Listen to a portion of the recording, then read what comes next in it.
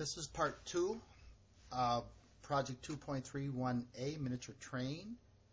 We are going to create the drawing for the cow catcher and figure out how to show this surface in an auxiliary view that shows it true size, true shape. This has already been created now. I've added the pegs in the back. Otherwise, it's right where we left off. So we're going to create new, and we'll use a 11 by 17. And I'm going to fill this out later. And we have our sheet ready to go. First thing, of course, is to create our principal views.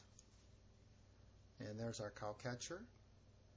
And we're going to go to analyze, what is our best front view. Typically, our best front view should be the view that shows the best shapes, kind of a natural position for it. The way we have it placed on our sheet, the longest dimension should be horizontal. So we're going to use this as our front view. We'll change the scale, and that should work. Let's go with this. Position it somewhere around here.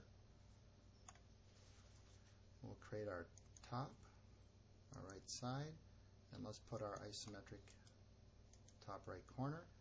Let's change this isometric to a shaded view.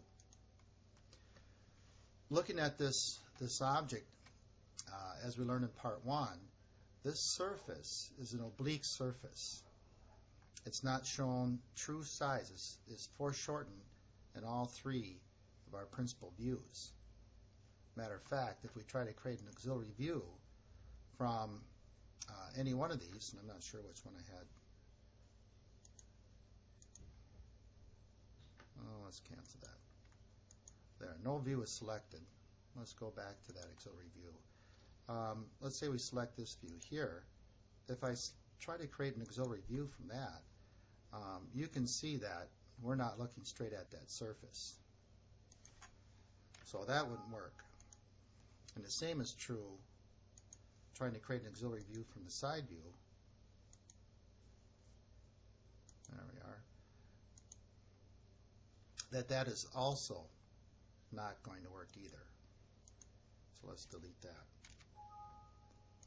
So what we want to do then is create a secondary auxiliary view, which is an auxiliary view from an auxiliary view, basically. So what we're going to do here is, now this, we could actually do this from any view, but what I want is a true length line that's on the surface, which would be here, and I'm going to project that up in this direction.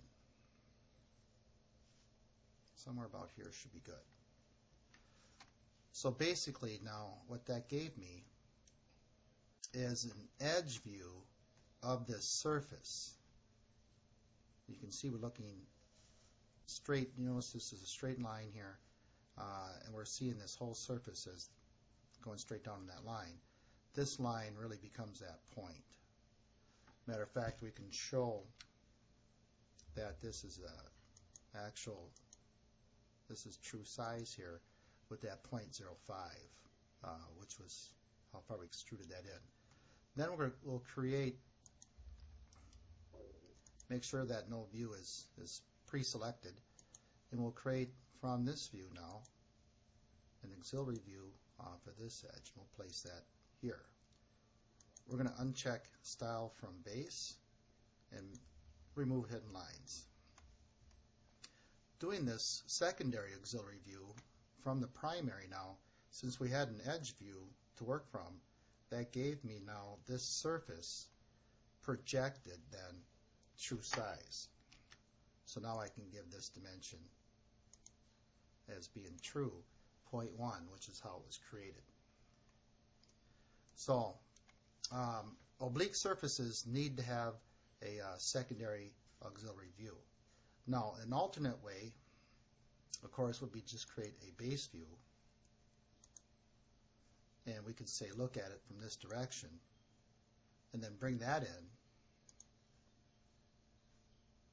say somewhere over here. This would show that. We'll uncheck remove hidden lines.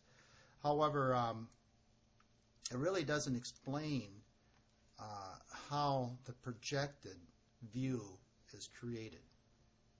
This is basically just a view created by looking at it from that direction, and it's really not being projected from anything on here. So it's really unconnected to what we have here.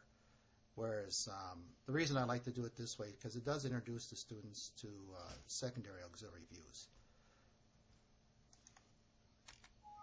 So I'm going to delete that, and I would have them enter their dimensions then, and this would be their final drawing. And then, of course, to fill this in, we can come back here, double click on that, and then we can, of course, fill that in. That's it. That's the cow catcher, creating the part and creating the IDW.